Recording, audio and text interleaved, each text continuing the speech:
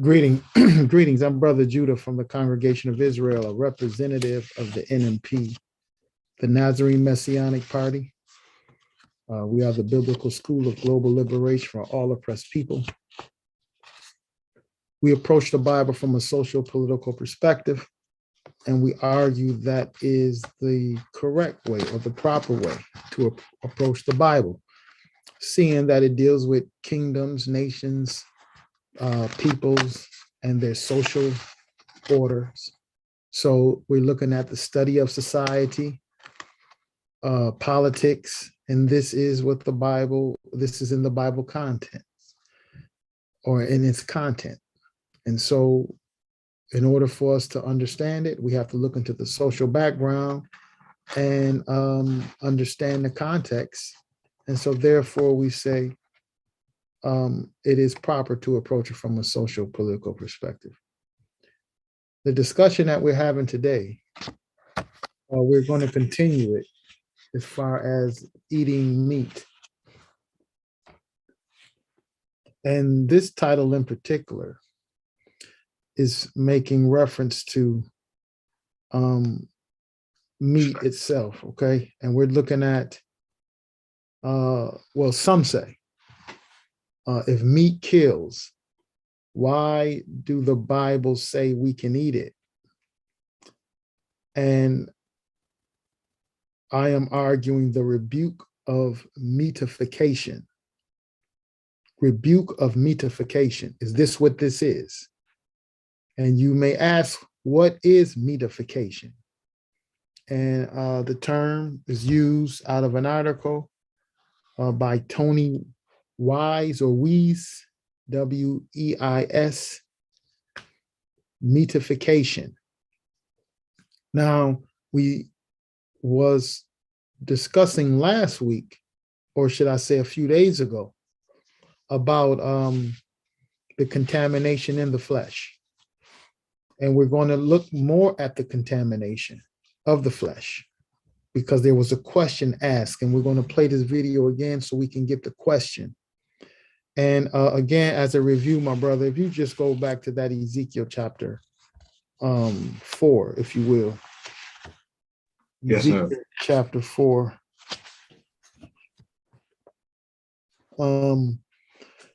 So we also looked in Leviticus 11 and shown that, you know, the dietary law is really meticulous. It gives us these guidelines for sanitation.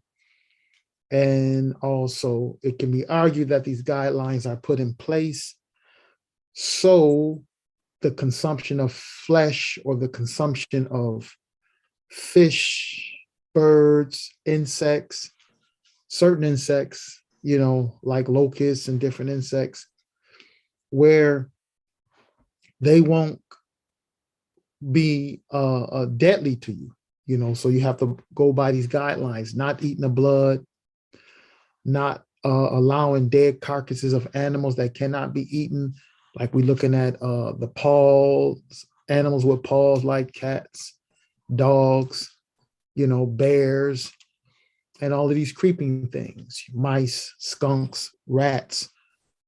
And so we attempted to show briefly, and you could find out more, is that a lot of this livestock, these unclean things, are also mixed into the food supply, primarily among the flesh. And not to mention that they kill unclean animals. So it's not just pieces of rat and pieces of mouse and other animals that can get into your livestock, and the processing of the livestock and contaminate the meat. They already have contaminated flesh, swine's flesh, and all other kinds of contamination, shrimps and lobsters and duck and all these other flesh that the legislator Moses was instructed to teach the people that you shouldn't consume these things. Then we talked a little, we're going to look at a little bit more today about the antibiotics. And so I know the capitalists have a rebuttal for the antibiotics because I made a statement saying that I had read that most antibiotics produced in the country goes towards livestock. And so the capitalists sort of rebutted that argument in saying that, yeah, a lot of antibiotics go to livestock, but that doesn't necessarily say that the veterinarian prescribes all of the antibiotics. So that's fair, okay? But the problem is this: there's a question, and that's one thing that the capitalists and the ruling class, all they need is doubt to run on the platform of their lie. So that's why they keep a lot of things in secret. And we're going to look at some things. So no one really knows. So if someone make an indictment, they can always say, well, what proof do you have? So they play their game. But at the end of the day, we know there's a problem. And so approaching the Bible from a social political perspective, we are attempting to answer the question that was asked by a guy in particular. Again, we don't support his entire argument, but we believe that the blasphemy in which he's bringing to the table is a result of the school of thought in which he was educated under. And this is the so-called Israelite community, religious community, and they can't really answer the question, as we would say, scientifically, because they don't deal with world affairs scientifically, analyzing. They're not really theoreticians or social scientists. They don't think that's necessary. So when it comes down to God and doing this and doing that, you ask them to give more detail, they probably can't. And in this particular case, they can't, because he's asking about this meat consumption. So what we're doing, we're trying to tie in the curses or what the prophets prophesied, and then show you how it plays out, how it looks, real time. Israel will be cursed and plagued, according to Deuteronomy 28. Okay, they're cursed and plagued, but what happens? How does it just drop out of the sky? Is it some type of a superstitious taboo, or is it the lifestyle and the customs and the habits in which they have picked up from the colonial rulers? So with that being said, we will definitely look into a few things tonight. But first, I'm going to play some of his clip, and then we're going to begin to investigate, picking it up a little bit where we had left off, so we can go into the meatification process, the consumption aspect of it now as well, and the unnatural environment. I heard an elder say he was a philosopher, and he was talking about how the human being can be placed in an unnatural environment. And inside of this unnatural environment, the tendencies of the flesh could ruin him. And so sometimes I talk about this, where I would give an example of a person going fishing. You could walk into a grocery store today, and your shelves are normally stacked in wherever you live. You live in the so-called developed countries. Your shelves are normally packed with fish every day, all day. But under regular circumstances, like for example, salmon spawn at certain time of the year. Certain times of the year, we'll go and catch salmon. So it wasn't likely that a person would have what salmon would be available to an individual all day, or should I say every day, 360 something days out of the year.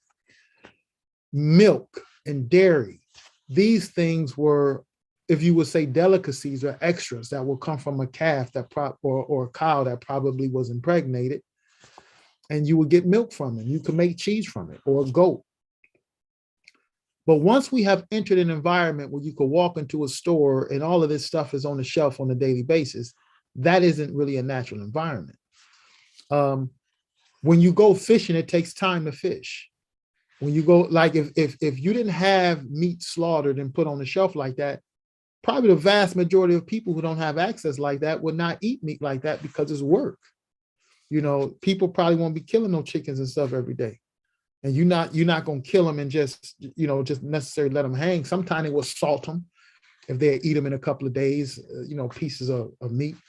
But we have to look at this stuff in the context of the social world, in the context of the biblical social world as well. meaning Leviticus. Okay, because actually we all still living in a biblical social world, but I mean Leviticus. So, under certain conditions, we're looking at ideal conditions. This is okay, that's okay. But now we're not in ideal conditions, and the flesh is readily accessible. So we're going to look at meatification on top of the polluting or the adulteration of the flesh. So let's play some of his videos so we can get into this a little bit, okay? We're going to play some of what he was saying about a question that is being asked. And then again, we're going to go and attempt to answer this question. You're going to find out somebody lying, and it ain't Yahweh. Somebody lying here. Somebody lying. Somebody's lying. Somebody. Simple question, y'all. Just look, this is just a simple question. And look, leave religion, leave your belief system, leave all of it out. If eating meat is good for us, then why is it killing all of y'all dead? Simple question. Without saying Yahweh said it was good, because no, he didn't. Somebody else had to. Yahweh couldn't have said that it was good. It's good to do its purpose here on the earth, but not to be meat unto you. If all these different theologians, if all these different pastors, you're going to find out somebody lying, and it ain't Yahweh. Somebody lying here. Somebody lying. Somebody's lying. Somebody. Simple question, y'all. Just look, this is just a simple question. And look, leave religion, leave your belief system, leave all of it out. If eating meat is good for us, then why is it killing all of y'all dead? Simple question. Without saying Yahweh said it was good, because no, he didn't. Somebody else had to. Yahweh couldn't have said that it was good. It's good to do its purpose here on the earth. Yahweh and its only begotten eternal one. The order of Melchizedek. Again, for those who probably just seeing this for the first time, as far as our analyzing this video, I am not pausing and replaying it. This is just a part of the video because you had quite a few people going out and trying to rebut his argument. So they're being selective on different parts of the video they're playing. I'm actually not doing that, but I'm letting it play out for a while before we get into the other part of our rebuttal.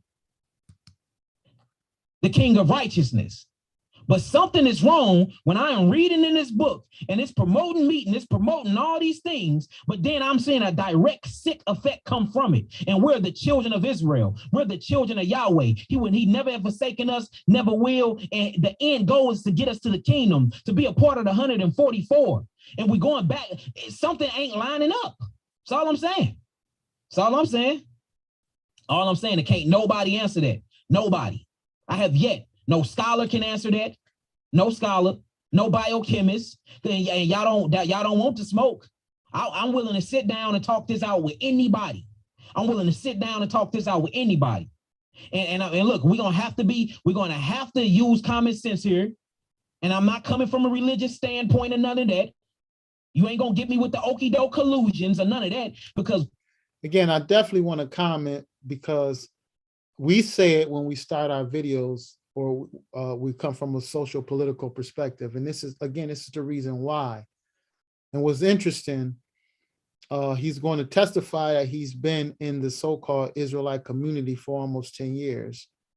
And look, at the end of the day, the essence that he even know deep down in his soul is that they're going to try to approach him religiously. And that's why he said he don't want to leave religion out of it. And so this is actually a testimony against the so-called Israelite community. They could claim they're a nation and all this other stuff. But at the end of the day, when it comes down to it, they're not too far from the Western Christian religion. I'm not talking about real Christianity. Real Christianity in the first century was a social movement. Now what we have is religion. The children of Israel and the Torah and Moses, that was a social movement. It was an experiment of a 12 tribal confederacy coming together to create a social order that will bring justice and equity into the earth. It wasn't intended to create a religion called Judaism or an Israelite religion in the sense of religion today. So it's very interesting to me how he's making emphasis to the community he's talking to. Now, from my understanding, he's not necessarily talking to a Western Christian community. He's talking to the so-called Israelite community. And now he's telling the Israelites, leave religion out of it. Why? Or at least the so-called Israelites, leave religion out of it. Why? Could it be that you're religious in a Western sense, ideological sense? You're idealist. You don't have any scientific approach to his argument. And this is what it seems like he's bringing to the table. So let's continue to listen to him. He said, leave religion out of it. In the laboratories, we're seeing the findings, we're seeing the database, we're seeing the results, and we're seeing what this meat is doing to the people. And it's not only the meat, it's the alcohol too. It's the alcohol too. Shalom, Sister Wanda. Shalom to you. Yeah, he's also bringing in the alcohol, but it's things he did miss. You know, like I said, we're going to look at some things today. If I'm not mistaken, I haven't heard the video, but I've seen either, I've seen something that made reference to Philo. And I didn't listen to see what they read on Philo. Maybe it's something in passing. Someone probably had the book, and it was talking about Philo's argument on foods as well. And why am I bringing up Philo? Because we're going to examine the meat. He even mentioned the alcohol. And at the end of the day, I did learn something about the mass production of alcohol. And I was told, I never seen it personally, but I was told by a person who lived in the vicinity where they produce alcohol, and they produce in these big old large vats. I mean, huge containers outside, you know, big old huge containers, probably the size of a building. And what happens is that it's open. So it attracts bugs. So what happens, they have layers of dead insects on top of the alcohol. So this goes back into Leviticus. We don't know what type of contamination is inside of the alcohol either, because of the production process. So it isn't necessarily alcohol. And this is what we're going to look at. But he mentioned the alcohol. But, you know, Philo, when he talked about things that had plagued people, he mentioned not, in fact, let me just read that Philo. Because when he mentioned alcohol, to be honest and to be fair, you have to mention other things as well, not just the meat. So in one sense, when you just mention the meat, it almost seemed like you're just trying to bring forth your own narrative. But there's other things as well that we ought to pretty much be mindful of. So under special laws, 1, section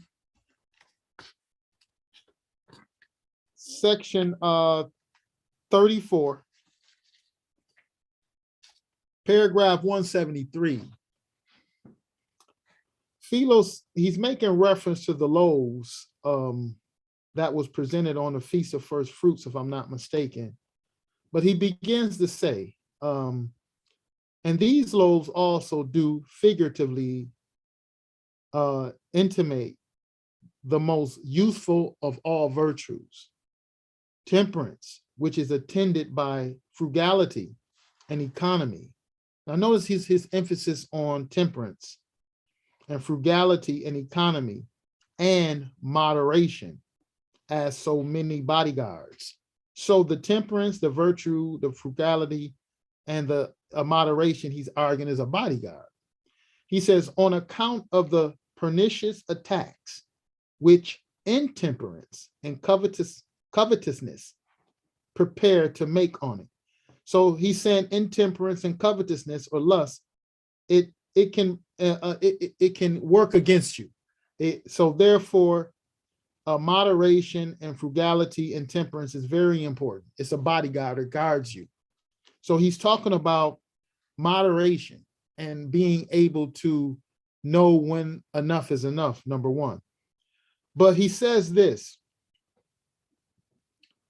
but high seasonings and cheesecakes. So he's making reference to some sort of dairy, or whether it's goat cheese or whatever cheese it is, animal products, high seasonings, not just animal products, but high seasonings and sweet meats and all the other delicacies with the superfluous skill of the confectioners and cooks concoct to cajole the illiterate or to persuade them. So he's saying the seasonings and the sweets. So if you look at what he's arguing, he's saying these seasonings and these sweet meats, not just meat, he also adding dairy products.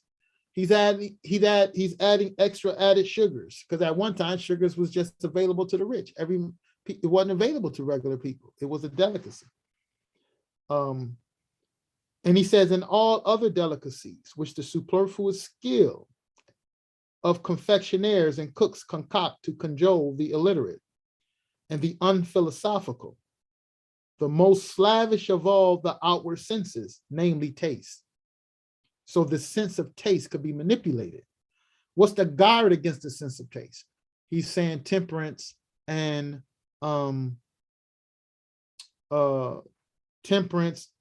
he says moderation.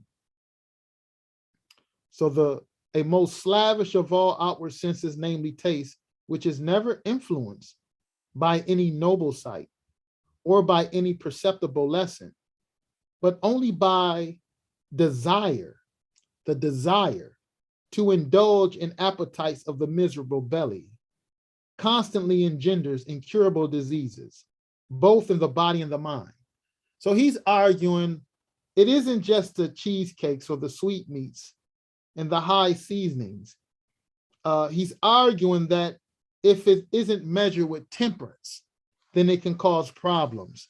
He also says, I know that those men who devote themselves wholly to drinking parties, see, so just as this guy said, meat and alcohol, well, he's leaving out quite a bit, the sugars and everything else like that. But most of all, at least Philo, he's bringing to the table the context of the problem, and that is no moderation or no temperance. And look what he says as he begins to argue it further in paragraph 176. He says, I know that those men who devote themselves wholly to drinking parties and banquets, and who care only for costly entertainments, will make a mock of these things and turn them into ridicule. So his argument, actually, what we're going to look at today, especially with meatification, his argument is actually the indulgence who give themselves, people who party, banquet all the time. They devote themselves to drinking parties and banquets. So what do you have at the drinking parties and banquets? You have liquor, you have the sweet meats he named, you have the cheesecakes, high seasonings, all this stuff. All of the stuff that was put together by the confectioners and the cooks. And it persuades or cajoles or persuades the uneducated. So even when we look at Philo, he isn't necessarily demonizing animal products either. But what he began to focus on is the lack of moderation and temperance. So that's important to know. So all that to say, Philo named a series of things. It wasn't just meat. So to say just meat and alcohol, I believe that's also a flaw in the argument, because you can be a vegan and eat donuts and beer. If you just eat donuts and beer, that'll crush you. You can be a vegan and, and it doesn't mean that you are eating a wholesome diet. So you have to, look a little bit more into that. You cannot eat meat and still not eat a wholesome diet. So I think it needs to be well-rounded. So what I find here also is that the opportunity where it appears to be the blame on me, this opportunity is taken to further a doctrine that is just something that the individual prefers for himself. Like this, he's been convinced of this doctrine for whatever reasons. He's been convinced of the doctrine and he wants to support this doctrine. It just so happens is that he have run into dangerous territory when he began to blaspheme the text. Now, I'm not making reference when he's saying leave your religion at the door. I'm not arguing with that, but begin to blaspheme the text and make reference to the gospel of the Nazarenes, to make reference to the book of the so-called gospel of the Holy 12, so-called gospel of the Nazarenes, and the Essenes gospel of peace. They're reading these books like these books are authoritative. They're actually reading it like they discovered something. Look, that book is like a book we wrote. You could write it. It's just like they wrote a book. They're reading it and act like they have discovered something that, you know, is something to marvel at. No, regular people wrote it, and they wrote it they wasn't inspired. The men who wrote these books, they wasn't inspired off anything. So, you know, to say it lines up, or to say that Jesus went to, or Yeshua went to Egypt, that's what the writer wrote. Just, you know, just like the Ocelli wrote in the early 1900s or the late 1800s. You can't use that to establish, at least I couldn't use it to establish doctrine. It's just someone's opinion, or, you know, it's the story they tell. So let's go back here and just look at, I don't know why they're promoting the doctrine. That's on them. Right now, we want to answer the question. And I just wanted to show you briefly, I've seen some use philo, or I've seen, at least it looked like they was attempting to use philo. One of the people that I was combing through those videos, but I never heard him read it. So here I'm reading philo to show you. He was talking about not being temperate or moderate, and how he added, you know, dairy, cheese, high seasonings, liquor. He added quite a few things there. When you present that, now you're dealing with a really an argument where it doesn't really appear that you're just simply trying to support your own position, your own personal, private position. And I'm here to just, like I said, I want to deal with the text, the biblical text. For who? Not necessarily for the guy on the video, but for the people who's searching, for the people who sincerely searching, and they trying to figure this stuff out. I'm not here to really wrestle with any of these guys, whoever they are, you know, even on the other end of the so-called Israelite groups who may get a, you know, have a few things to say about what I'm saying, or don't like what I'm saying about them. I don't really care nothing about that. Right now, it's the text, and it is to defend the text for the people who sincerely searching. That's why this is being done. So he said, leave your religion at the door, and this is what he's finding. Leave the religion at the door, and let's look and listen to a little bit more of this. The people, and it's not only the meat, it's the alcohol too. It's the alcohol too. It's the alcohol too. Whether it's fermented or not, whether it's fermented, whether it's wine, it's everything. I'm seeing what this stuff is doing to the people. How's we calling that? How can we call that good? How can we call that good? How? I just don't, I don't see it. I don't see it. I do not see it. I do not see it. And it's not me, this is not me forsaking my faith. I know who I am. I am Hebrew Israelite by the core. Before that, I am a Sumerian. This is not me forsaking Yahweh. I believe in Yahweh. I believe in the universal creator. This is not me forsaking it.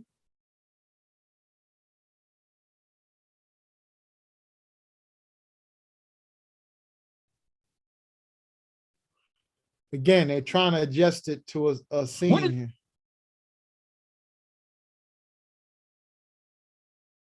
First thing that they're gonna say, well, the Bible said we can eat meat and alcohol, but it didn't sit right with my spirit. I'm like, man, this is not sitting right with my spirit. How can I constantly keep teaching this, but I'm out healing thousands and thousands of people by way of the Messiah, by the way. I'm not doing this on my own. Yahweh is with me, but I'm healing thousands, and my wives, of course, and I'm healing thousands and thousands of people. And the only way I can heal them if I get them off the meat that the Bible said was good to eat. So I'm flabbergasted. I'm stuck. I'm stuck, y'all. I'm just like, what is going on here? What is going on? And Yahweh hollered at me. He said, look, go sit in nature. Go sit in nature. Listen to my voice. Listen to my voice. My sheep hear my voice, right? Huh? My sheep hear my voice. I don't have to write this down for you to get it. Go look at what I created. Go look and go sit in nature. Go look and go sit in nature, Yaki. See that? Everybody want to chase a book around. Everybody want to chase the word of Yahweh is his only begotten son. That's not paper. Men can lie. Men can manipulate. Men can write and ink in their own agendas, family. Let's just keep it 1,000 here. So he said, Yaki, go sit in nature. Go sit in nature and just observe. So I just go on, I kept studying, kept sitting in nature, and I'm seeing everybody in nature moves and do what they supposed to do. And guess what? A gorilla ain't reading no book. And I'm not knocking y'all for reading books. I read a book every day. I have over 10,000 books and I read all of them, y'all. I'm just proving a point here. I'm not saying don't exercise your mind. I'm saying the moment, even the scripture tell you a fool believe everything he readeth. Okay. So again, it gets off into your own ideas. We really want to get past that. We want to get into the text. To do anyway. And third, there is no nutritive value and factors in it. So my question would be, why are you eating it then? If all these things are on the table, Hebrew Israelites, why are you eating it? My Kemetic family, why are you still eating it then? Sacrifices is gone. You don't need to kill innocent animals for your sin no more. Huh? We got fruits, vegetables, and herbs. You don't need to kill an innocent animal for you can get full anymore. Plus, you cooking the hell out of the meat and cooking all the blood out of it. So you're not getting no nutritive factors from this meat. So then why are you eating it? It is for your blood lust, your murderous heart to do that. You got innocent animals dying for you can pick some meat up out of your teeth and get colon cancer 10 years from now. How your bowels all corrupted, how your bowels all obstructed. Prolapse bowels, colon cancer, prostate cancer. All of this is from meat and drinking. And guess what majority of my Hebrew family does? Eat and drink. Everything is a festival to eat and drink. Killing a fatty calf, drinking liquor. The two most unhealthiest thing on planet Earth. And y'all telling me that my creator Yahweh said that was good? No, I'm not buying it. I'm not buying it. I don't care who think about what. I don't care who unfollow me. I don't care who don't like what I'm talking about. I don't care if y'all thinking I'm following away from Yahweh. No, I'm not. I have woke up. I have truly woke up. Been woke for a long time now. But it was a fear in my heart to bring this out because I was worried about what the people was going to think. But it's like, okay, if I do that and Yahweh telling me to speak this truth and speak it boldly, Yahweh telling me that something ain't right, Yahweh telling me to heal my people and I'm healing my people. In order for me to heal my people, they have to get off this meat death diet. Something ain't right. I'll be a fool if I sit up here and tell, I'll be a fool. I will be a liar. I'll be a liar. And all the Hebrews that ever been healed by me or from my services know that you ain't no way in hell you can regenerate any cells or resurrect any type of cellular structure in your body with you being on me. We all know that. So my thing is, what is the big controversial fuss and debate about then? What is the big fuss about? Huh? What is the big fuss about? Yeah, again, he doesn't really seem to know what the fuss about. If he doesn't know, the fuss is about the blasphemy of the text, to begin to say that the Bible is corrupted. So again, he's asking this question about why are they eating the meat, the alcohol, the festivities. We read a little bit of Philo and he explained, well, it wasn't done in moderation, and those who love banqueting run into these problems. It really isn't the meat per se. So what the Creator seen was good when he said you can eat meat, whatever your soul lusts after. He never really told you how much, because everyone has different levels of consumption. Now, but what we want to do is we want to go into it. Now that's been his question. He's going over it again to help people if they've been off the meat. So why? If this meat is killing, what's happening? What's going on? So let's go back and examine it once again, because he mentioned the Israelite community. So if you will, I want you to go back to that Ezekiel chapter 4. Ezekiel chapter 4, we're going to look at a little bit of that again briefly. And then we're going to make our, we're going to go through this bit by bit. Ezekiel chapter 4, why is this happening? What's the big deal? The big deal is that in this particular case, to establish your argument, you are taking away the biblical text. or should I say you are contradicting the biblical text by saying to eat meat isn't good, and that's not what Yah wanted.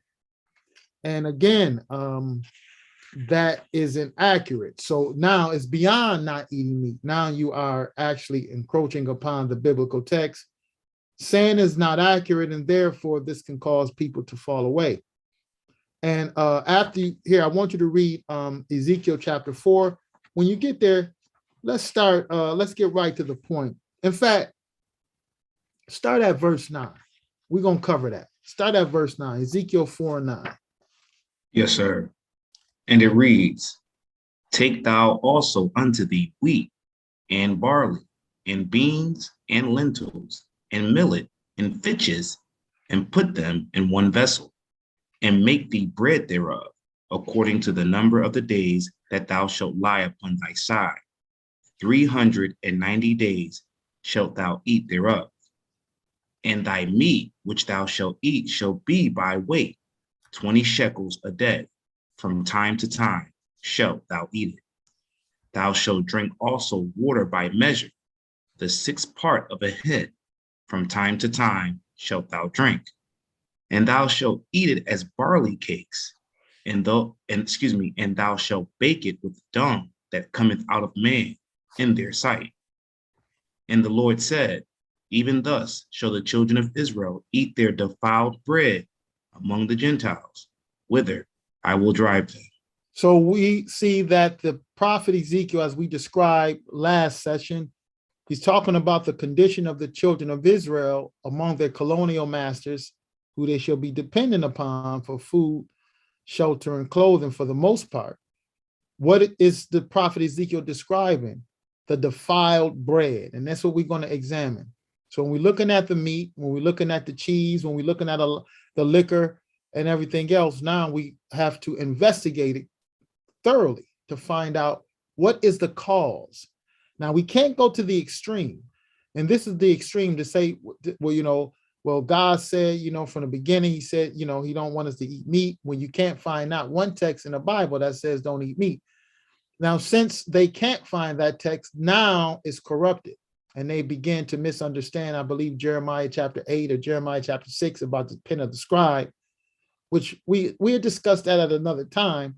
But again, it's not really understanding the Bible in its proper context. There was a lot of scribes going on. There was a lot of letters being written in the days of Jeremiah, telling the people everything was good. You ain't have to worry about no invasion. Everything was well.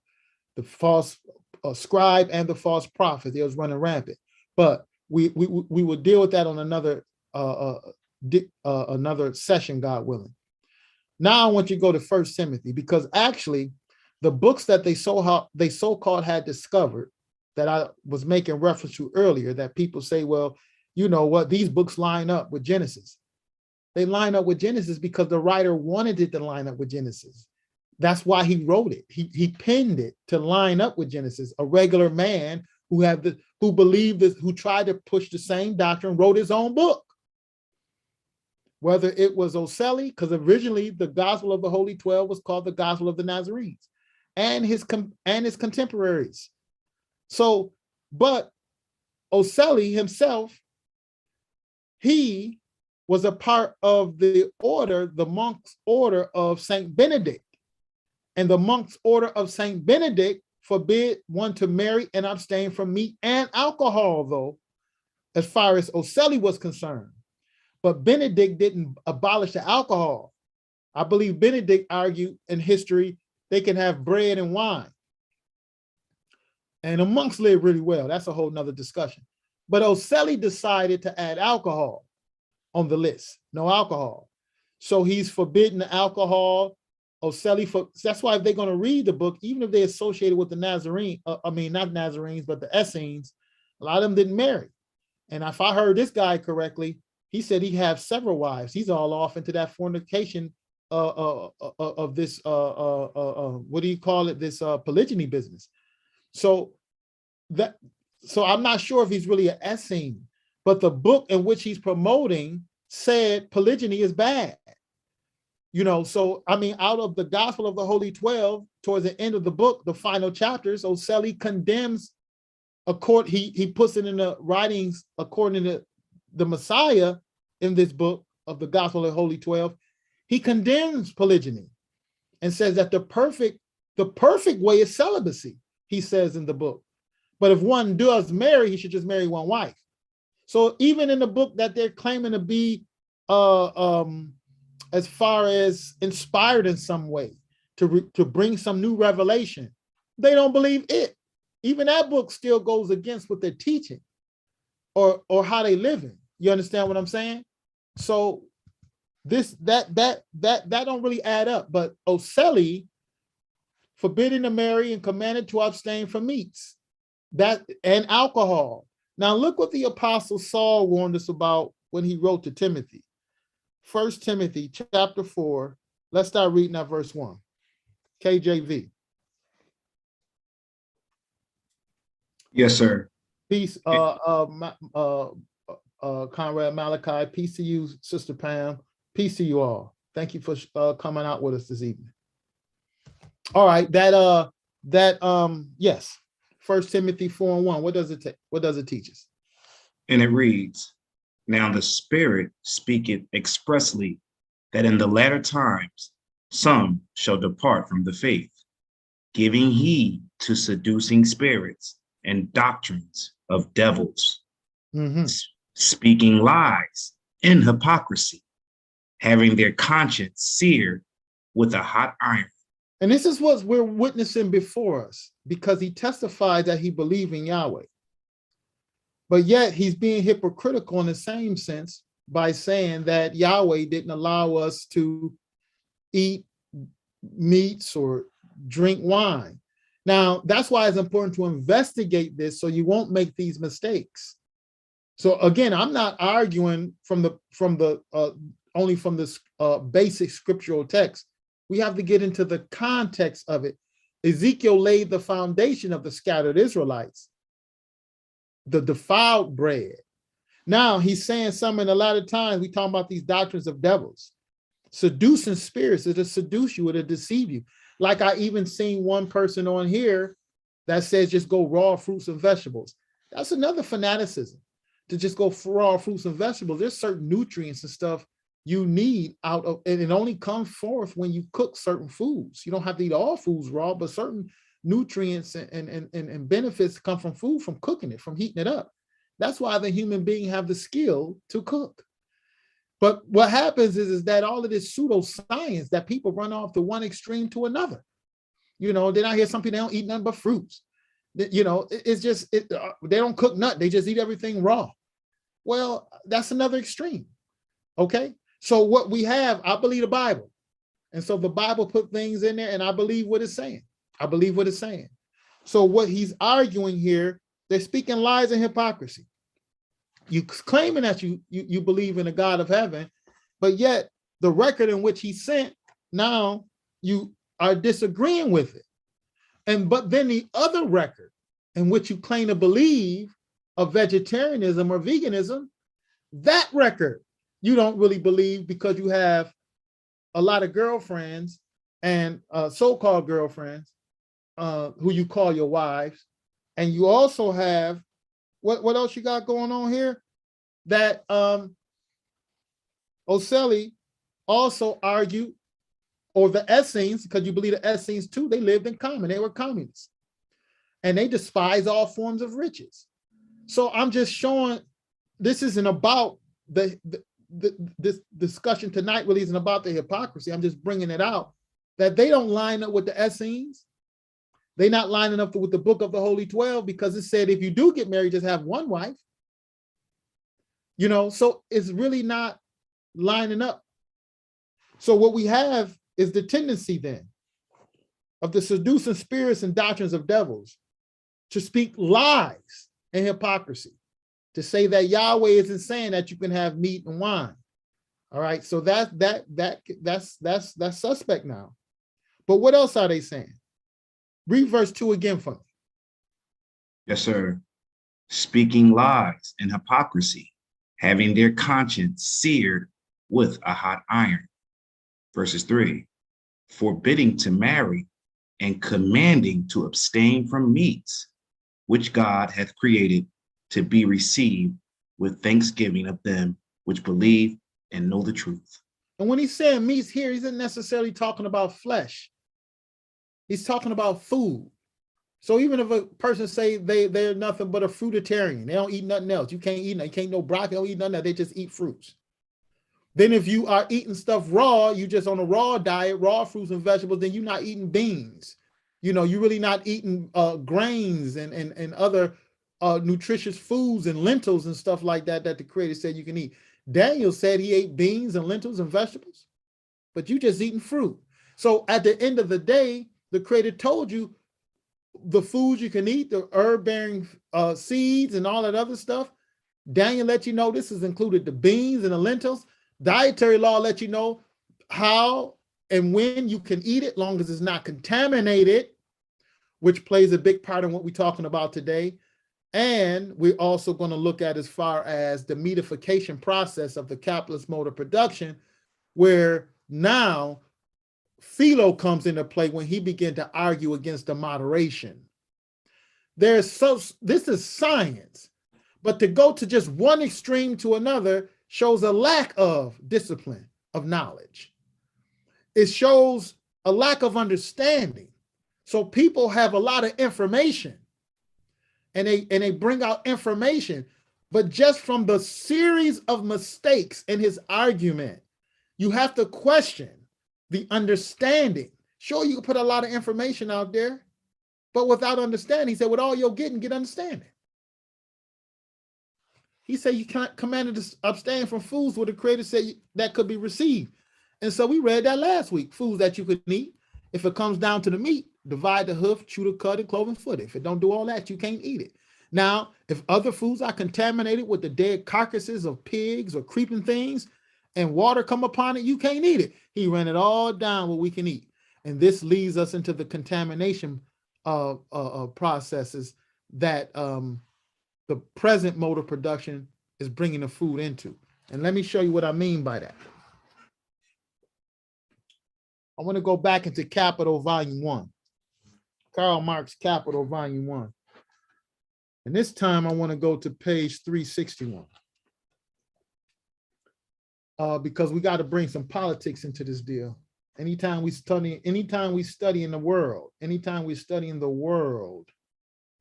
we must we're into the world of politics, the study of the world. We enter the world of politics.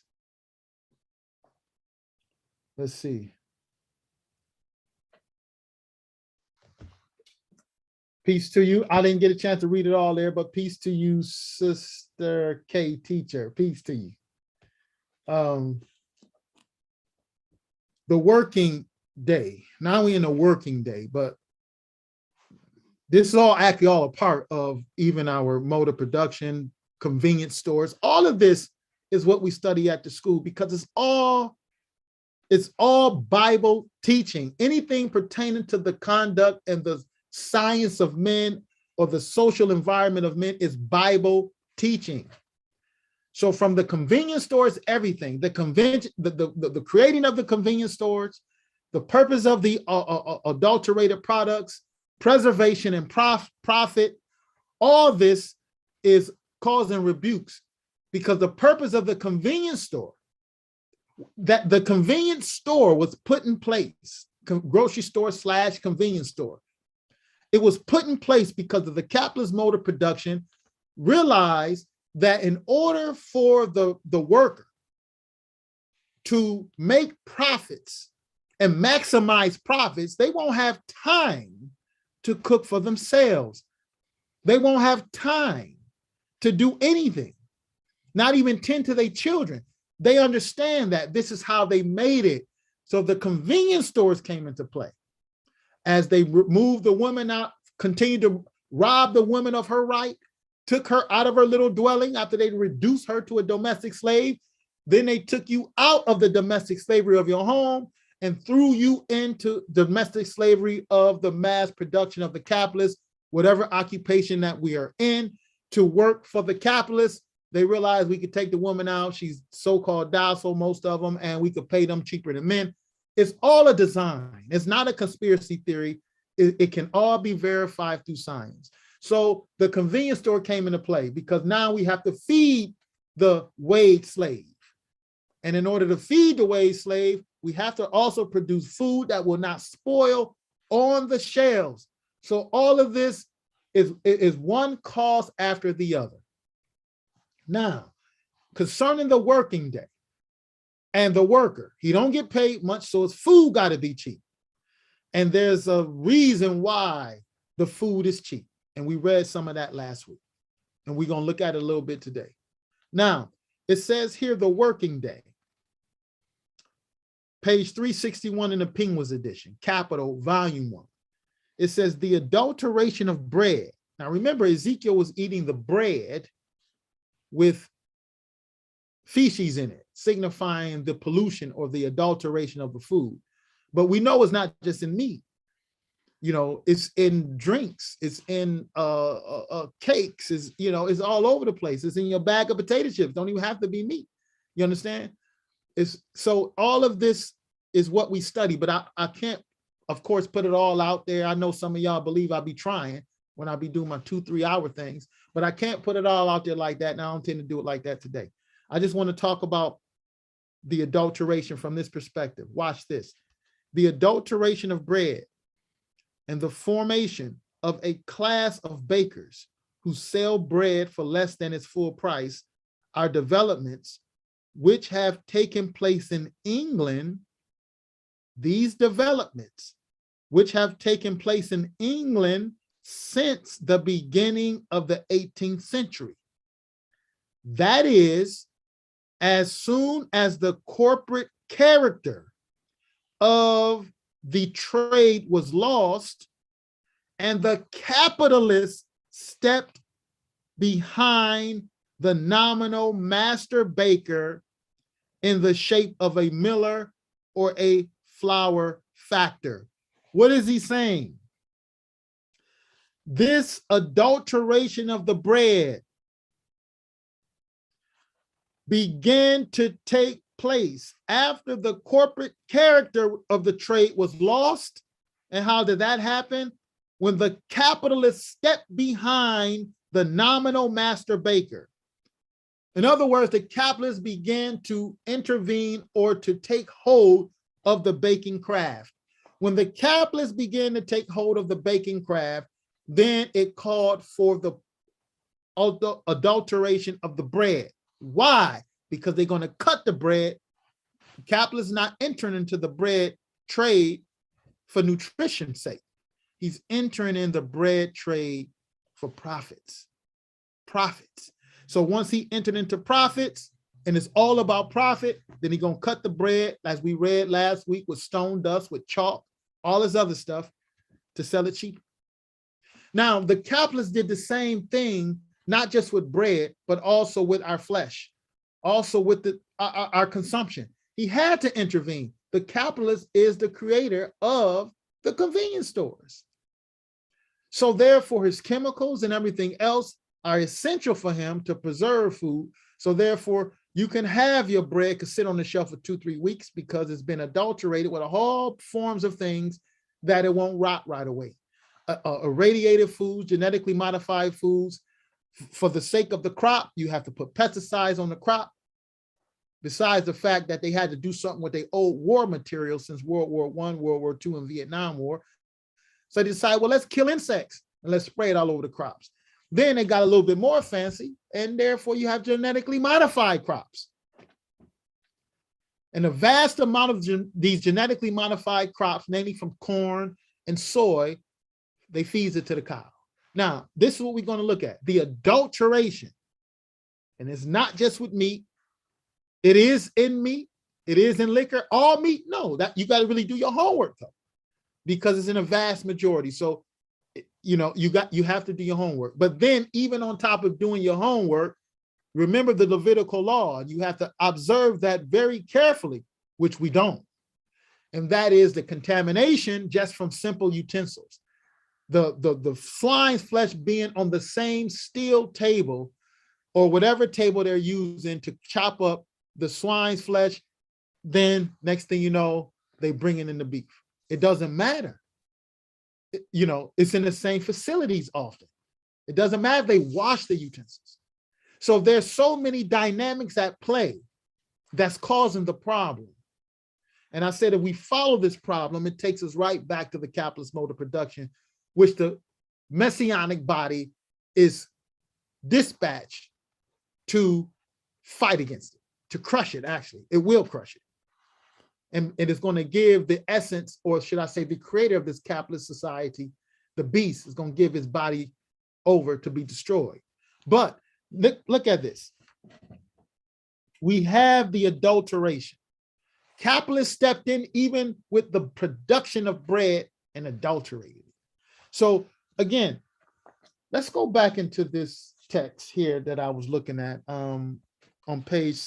This book, you can actually, I'm reading excerpts out of a book called International Meat Crisis. It's a rather old book, so I'm going to also show you some other excerpts here. Some other excerpts. And we're going to look at the contamination. And one thing we want to look at tonight is the supplement of the feed.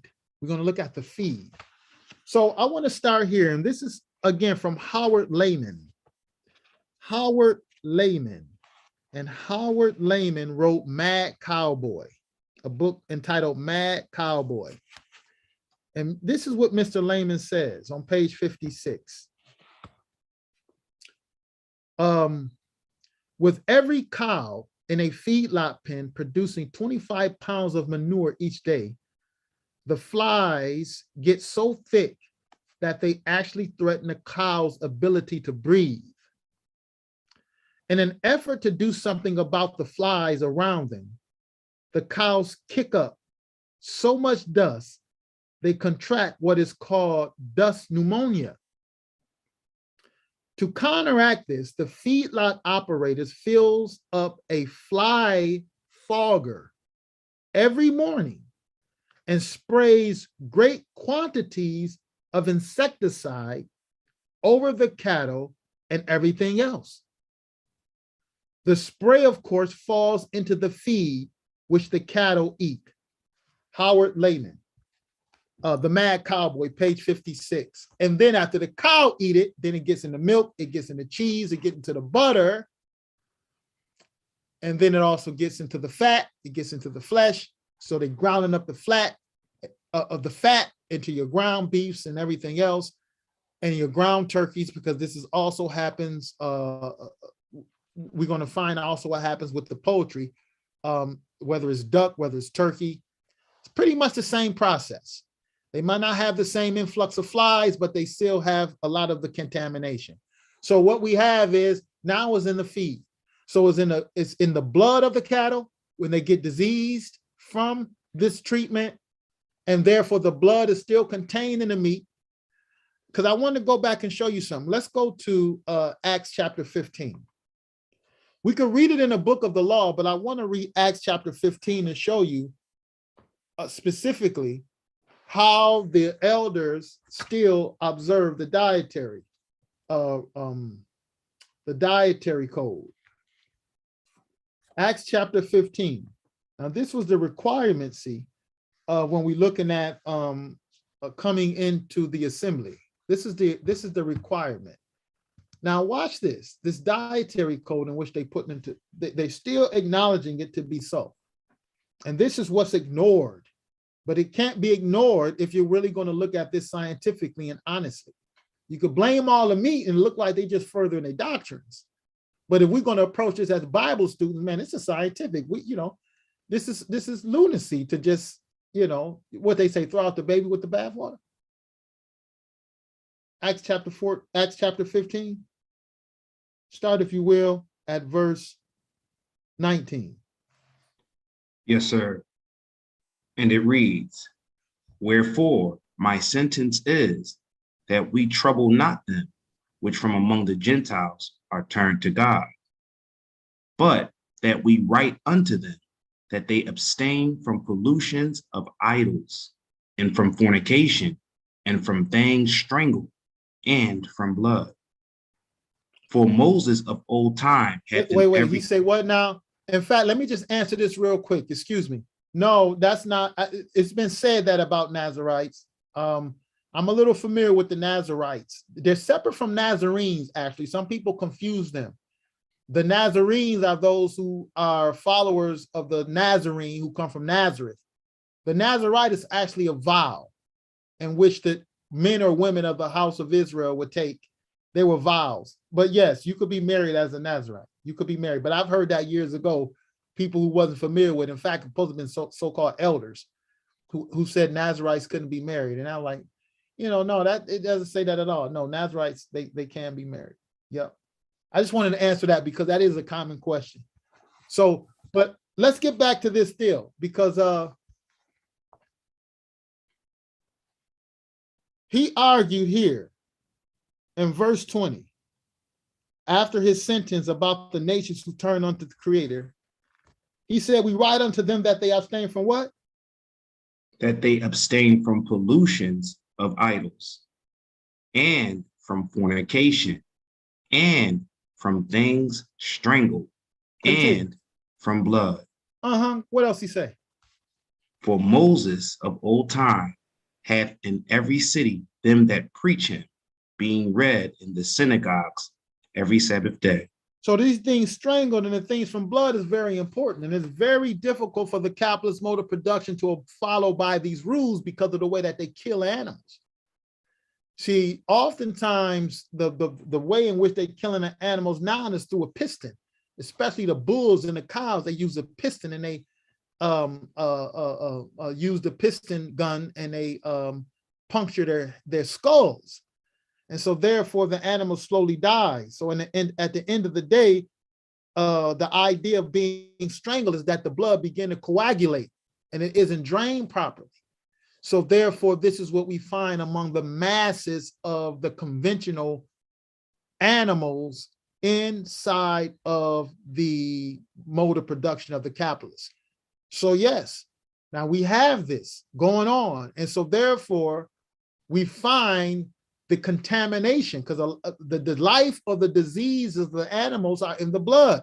And so therefore, it's being retained in the marketplace. Again, but under regular circumstances, a family who have a cow or a calf and they want to have a celebration, they don't have to worry about none of that. They could drain the blood properly. They don't need it to sit. They don't have to feed their cows with a bunch of garbage.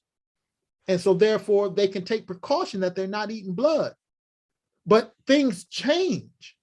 It changes when you begin to abnormally produce commodities on a vast mass scale, because that's not how things were meant to be. Food was not meant to be commodified.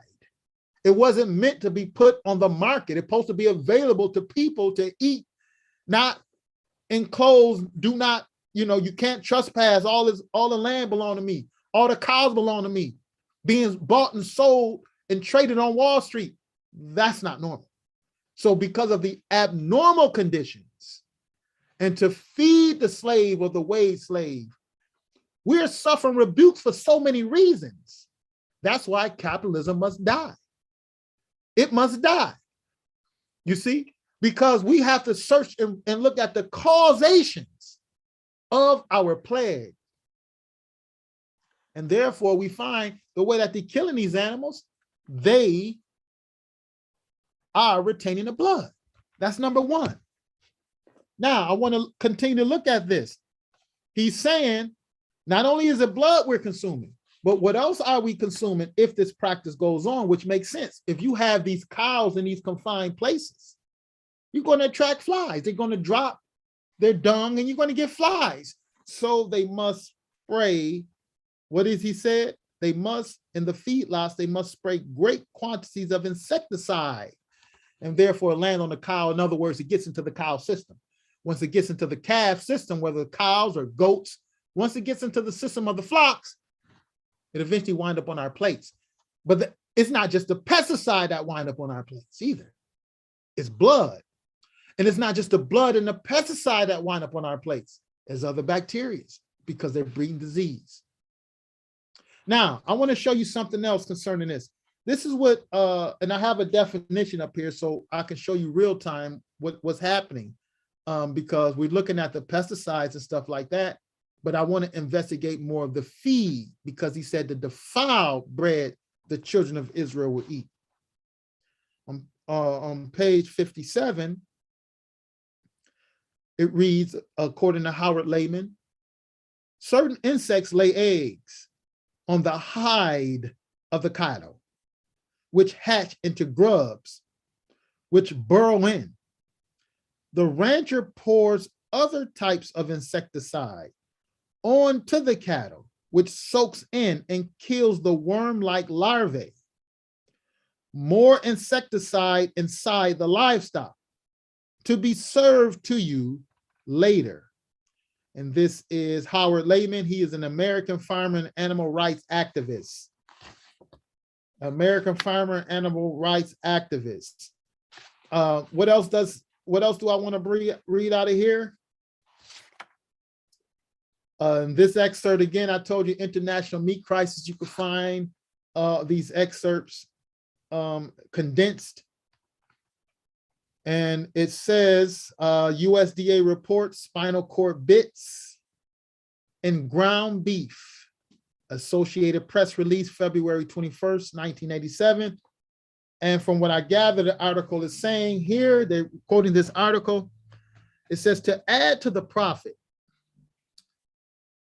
the rendering plants supplying the large feedlots have worked out a scheme to purchase dead dogs and cats from city animal shelters.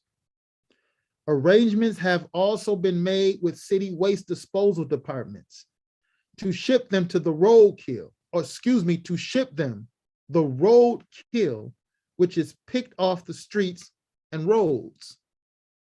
Profit, got to make a profit. A nice arrangement, since all parties except the eating public make money on the deal. Millions of dead cats and dogs are fed to the cattle every year. USDA reports spinal cord bits and ground beef. So look at this dynamic. Now, if anything, gonna just eat grass as the cattle. Now you got them eating dead animals. You got them eating dead animals. Now, watch this. I want to show you something, because this is an old book. So the capitalists will argue, oh, no, we don't give them no dead animals no more. That's what they say. Now, watch this, though. This is more recent. This here's more recent. I want to look at, this is from vetmedicinedb.com. And sources of protein in cattle feed. Sources of protein in cattle feed. And what are these sources of protein?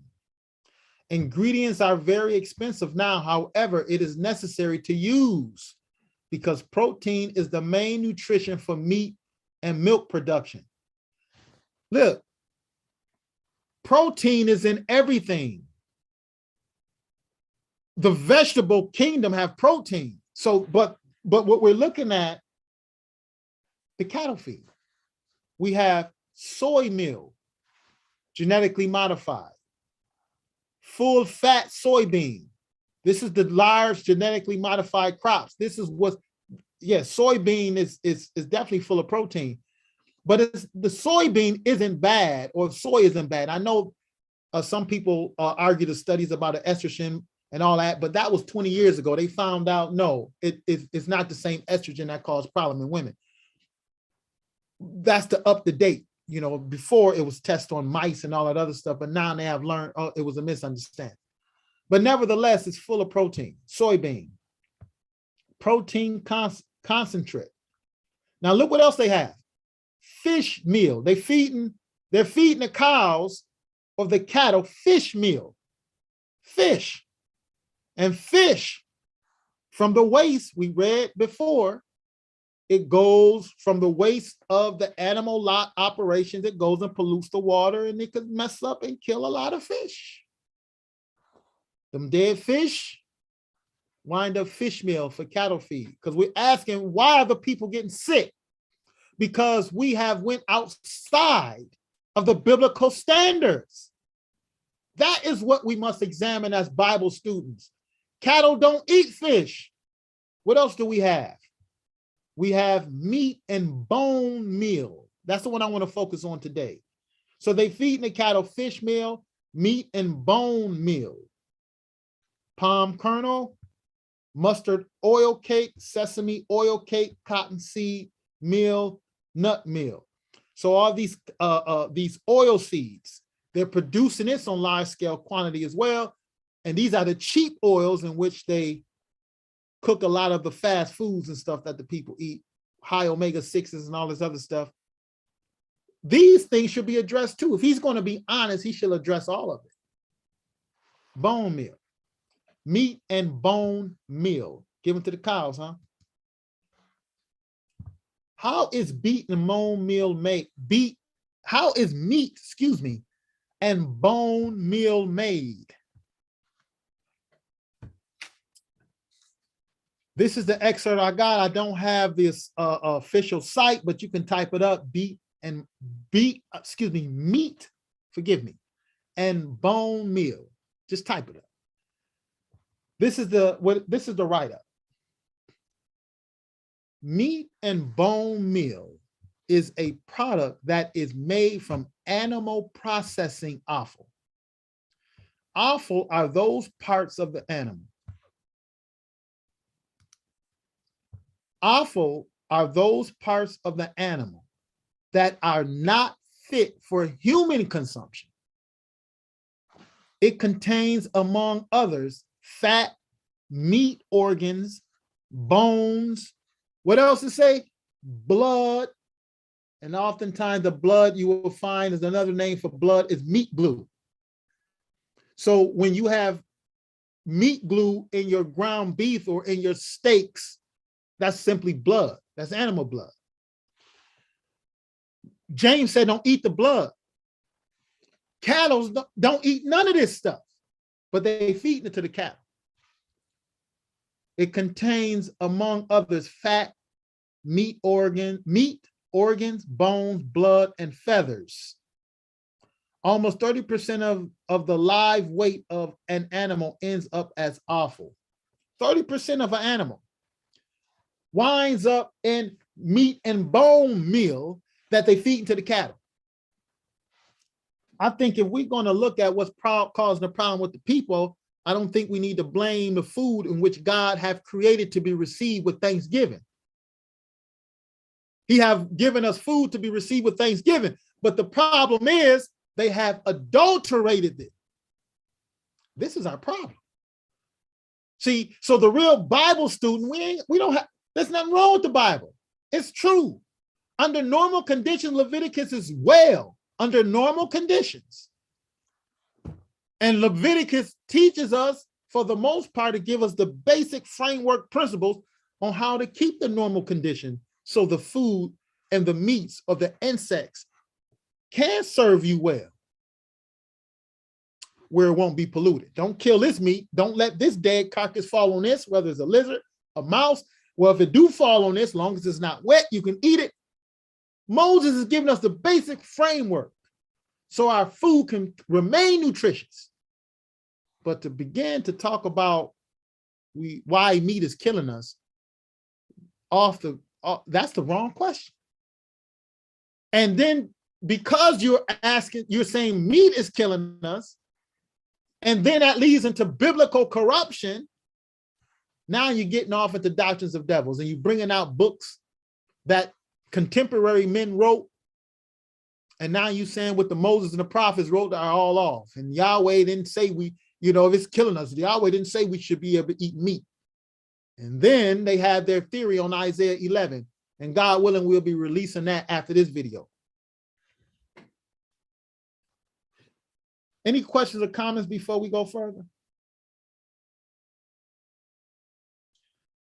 Yes. No, sir.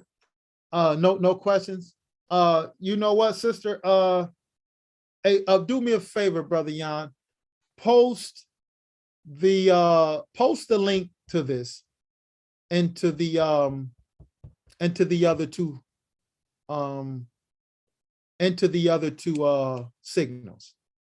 So when we Okay. close, if people want to come in for the after discussion, okay? Yes, sir. So I know you're on one of the feeds, so just pick up, they'll be posting it in there for you. So after this, if we have an after discussion, you have access, okay? Thank you. All right, so what we're going to look at, so we see this contamination that's taking place. Karl Marx argued once the capitalists got hold of the bacon industry, or the bakers, they began to adulterate the food. I will read another excerpt out of Time magazine, 2009, The Real Cost of Cheap Food. We read a little excerpt out of this before. I just want to read another little excerpt out of here.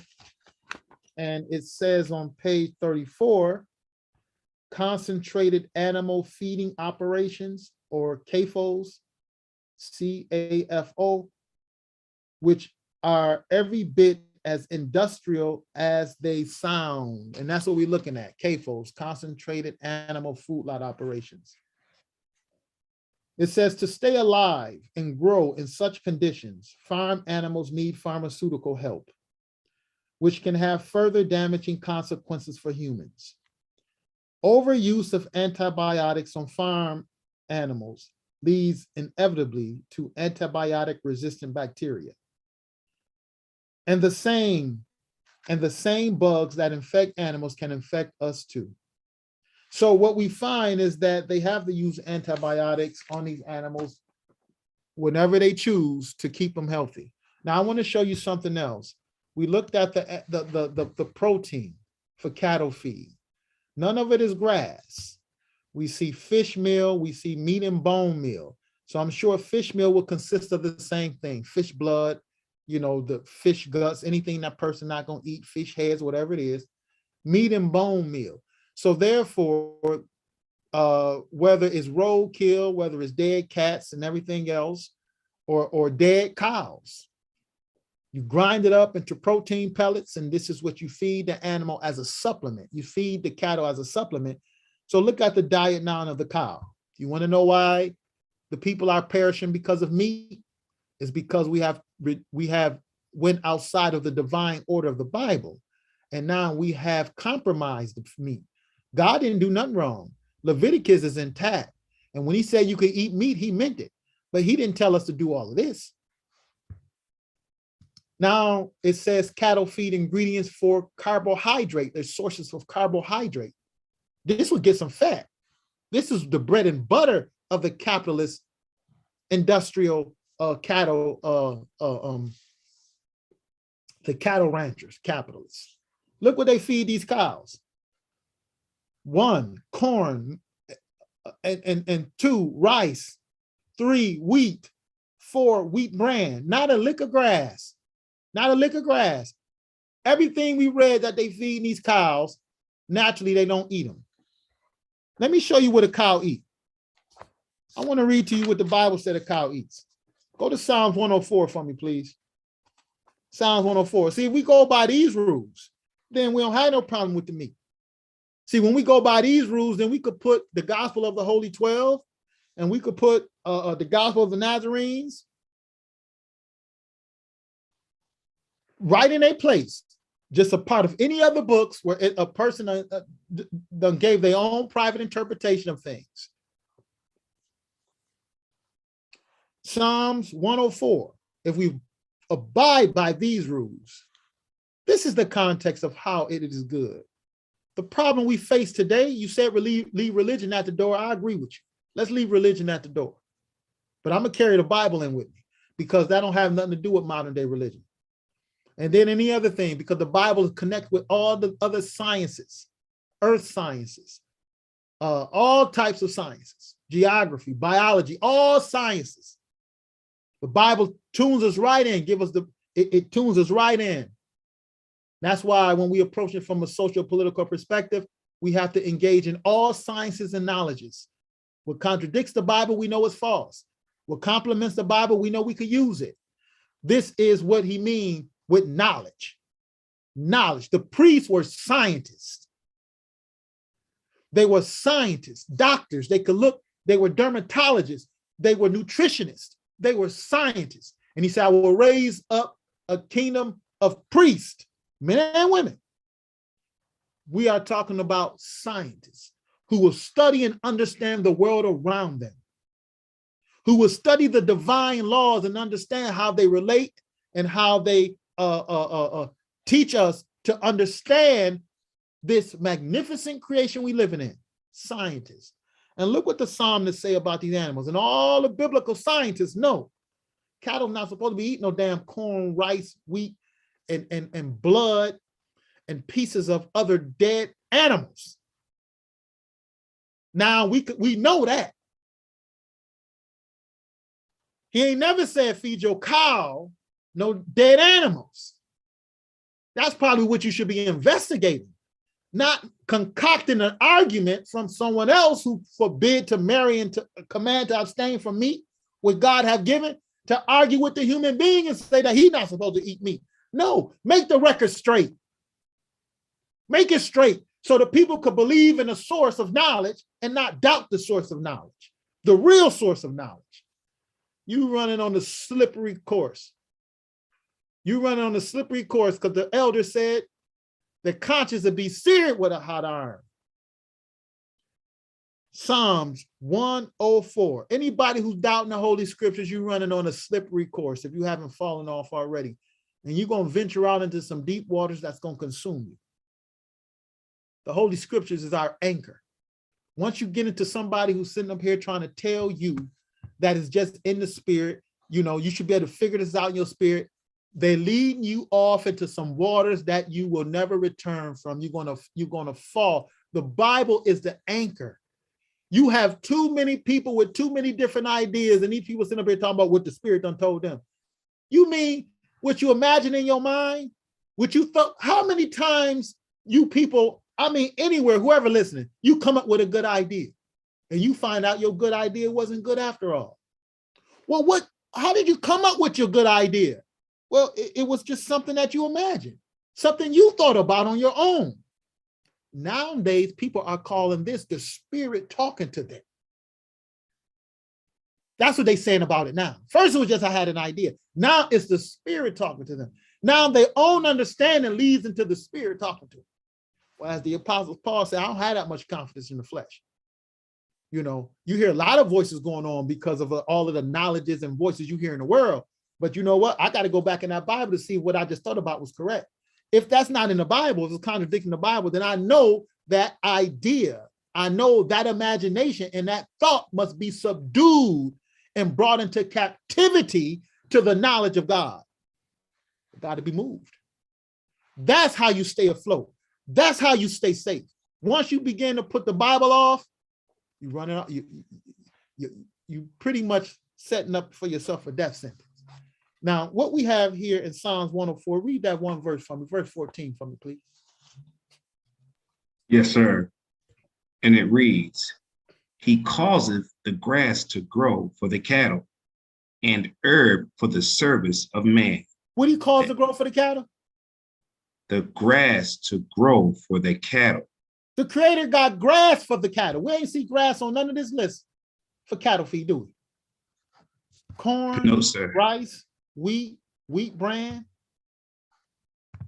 full fat soybean meal, protein concentrate, fish meal, meat and bone meal, no grass, nowhere.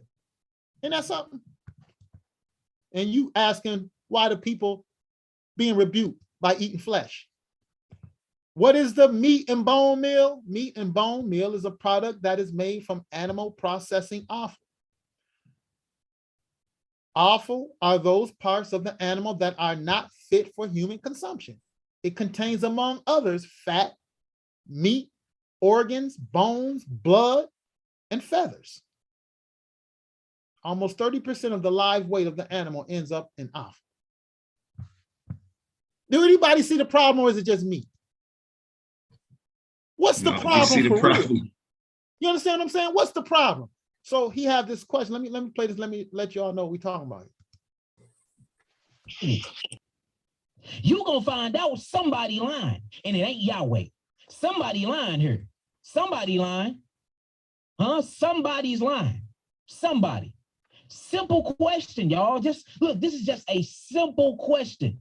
And look, leave religion, leave your belief system, leave all of it out. If eating meat is good for us, then why is it killing all of y'all dead? I think, to be fair, I hope we answering this question. I hope we answering this question. Okay. If I can say leave religion out of it. All right. Why is this happening from the appearance of the meat? It appears to be that way.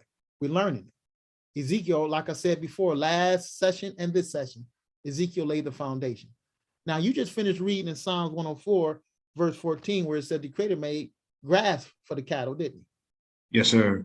All right, now let's go back to that Proverbs. We read it before, but let's go back to that Proverbs chapter 27, and I want you to read verse 23 and verse 27. Let's add a little bit more to that.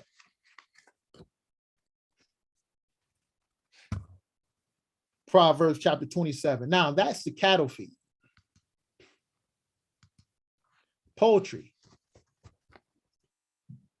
Organic poultry. For example, people say, that's why I say we got to do our homework. Now watch this. Not giving antibiotics to animals raised for meat, poultry, dairy, and eggs is one of the many requirements that food producers meet or must meet to use the Department of Agriculture's organic seal on their products. Needless to say, they don't have enough inspectors to check everything. That's one thing, you know, I have to be honest with that. But notice the exception. One exception. Chickens and turkeys can be given antibiotics in the hatchery while the chicks is still in the egg and on its first day of life. Okay, well, how do you know that? Somebody gonna be watching these chickens every day? How do you know you're not gonna give them the second or third day of life? How do we know? We don't know, but we do know that you can at least give it to them in the early stages. But if you also see a raised without antibiotics claim on a chicken or turkey product in addition to the USDA organic label, it means antibiotics were not used at any point. So you got to do your homework. And it is helpful for you to know the farmers. Then you will know. You know, small farmer, you're likely. So if you're going to get yourself some poultry, that's what you want to look for. But you're going to have to do your homework. Okay? And believe me, after you're doing your homework, you might only going to get that stuff, during certain times. But you want to do your homework. But to say that you just can't eat it, that's a lie. It's a lie. So you do have the signs where it says raised without antibiotics. And this is what we're going to look at next. Raised without antibiotics. This and related phrases such as no antibiotics ever and never given antibiotics means no antibiotics of any kind were used in the raising of that animal. Now I'm being fair.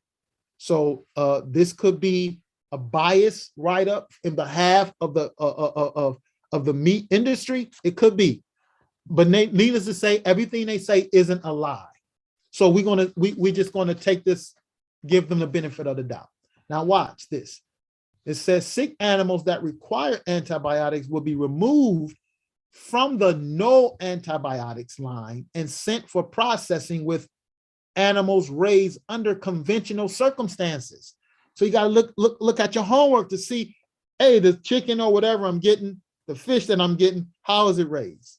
I mean, if it's farm raised, I don't have that up here, but you really want to look at the farm raised fish. I mean, it's the conditions are just as bad as the animals on land, because just like Ezekiel said, it's the defiled foods. It's defiled. Can you find the better foods? Yes, you can. They're going to be more expensive, but you can find them. Okay, you can find them. It says producers send documentation to the USDA to support their claim. But this is the catch. But there are no inspections. That's the catch. So it's a gamble. If there's no inspections, then guess what? If it comes down to profit, you'll never know what you get. And that's all the capitalists need is a doubt. Here, there are no inspections. Others, where there is inspection, they don't have inspectors to come look at this every day. That's just a real life deal with it. But if you go to your small farmer, you can see your chickens, or you raise your own chickens and you butcher your chicken, but now you got to figure out your chicken feed because they fed a lot of the same things. So why am I showing this? I'm not saying that you can't eat it. I'm just simply saying you got to do your homework. And we're answering the question of the individual who says meat is killing you. Well, that's not actually the whole truth here.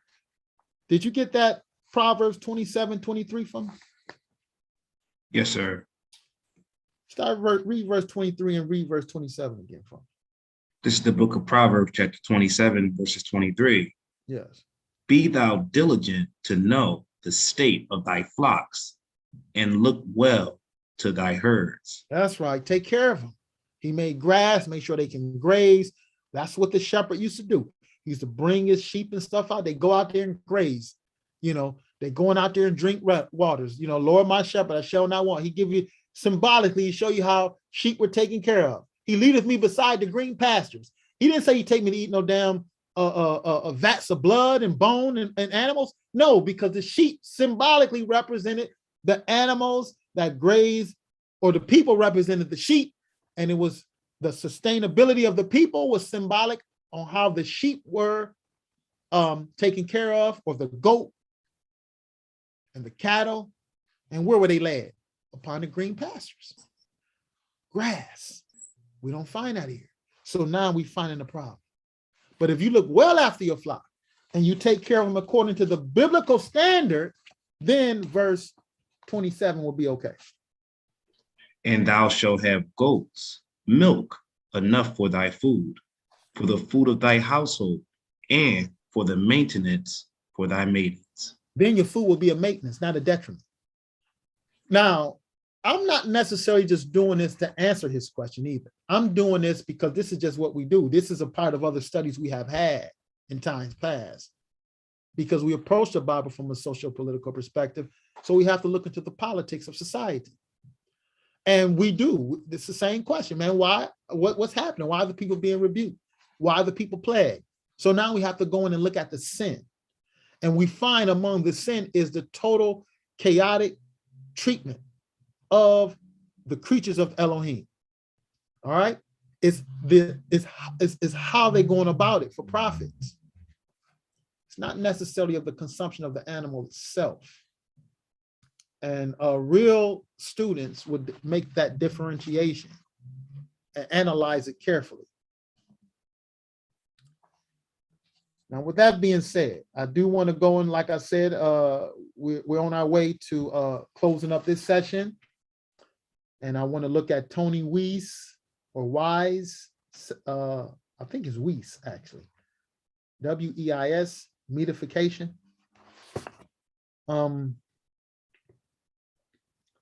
Page 561. I don't have the title of the book, but actually if you type, oh yes, Handbook of Critical Agrarian Studies. The Handbook of Critical Agrarian Studies. It's a textbook, but you can actually probably find, if you type in Meatification and Tony, W-E-I-S, you will probably find his article. And that he wrote here. It says meatification is a term given to identify the momentous shift in meat from the periphery to the center of human diets. Meatification. So not only have we read about the contamination and the adulteration of the flesh, chickens, cows, ducks, pigs, all being mixed into what is clean, goat. Now we have a shift, a momentous shift in meat from the periphery to the center of human diet. So they argue in the beginning, meat was the side dish. meat was the luxury that a family would eat. Like this thing here, you got this guy look like probably a turkey leg, because if that's a chicken leg, that damn sure look like a chicken leg that have hormones all in it, because that thing is huge. Chicken legs normally don't look like that. So I'm hoping it's some kind of a turkey leg. But whatever it is, it's likely to be contaminated. So therefore, I'm saying is that we don't want to take what the guy who's arguing against meat and just brush him off his entire sentiment. We want to take serious the fact that if there is a correlation going on here with the consumption of flesh, now we have to just get down to the bottom of it and see what the problem is. So if you will consume flesh, you want to do it intelligently. You want to know what's happening. So here, a drumstick like that will probably be in a pot somewhere. This is what I was taught as I began to study vegetarianism, veganism, and eating meat throughout the centuries, that the way that the developed country eats meat and how they produce it, because no matter what you do, you really can't get no vegetables just to grow extremely fast. I mean, you get some fertilizers, but the way that they do the flesh, artificial insemination, getting 3 litters of pigs in a year, getting several calves to, born out of a cow in a year. Yeah, they have technologies to sort of, fatten up and chop up these animals rather rapidly to get them ready for the market. It's a little bit more difficult than trying to get a tree or orange tree to grow. You understand what I'm saying? But nevertheless, there's been a shift.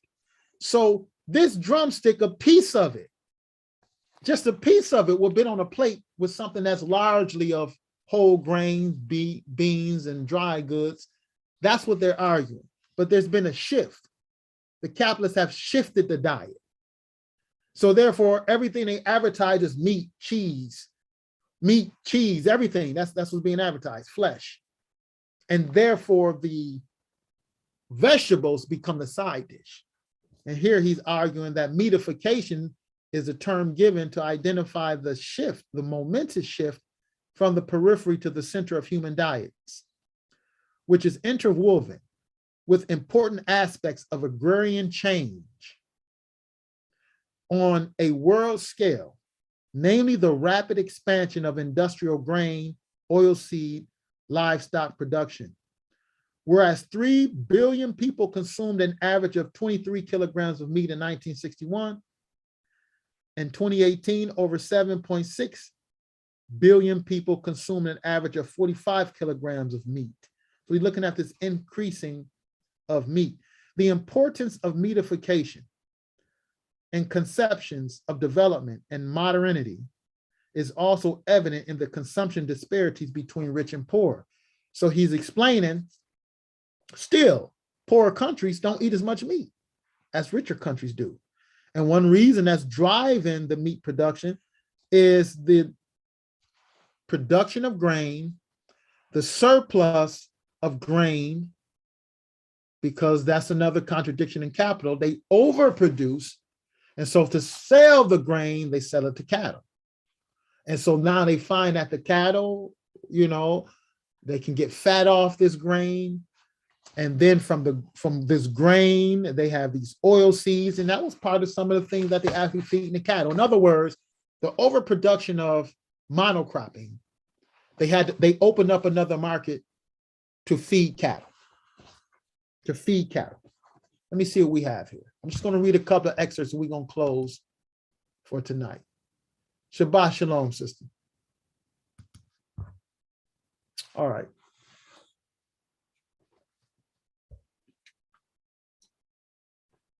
It says this chapter stresses the importance of understanding meatification through a political economic lens and placing the exploding scale and changing nature of livestock production in the context of the relentless pursuit of profits, capital accumulation and growth in the agro-food sector, and capitalism more generally.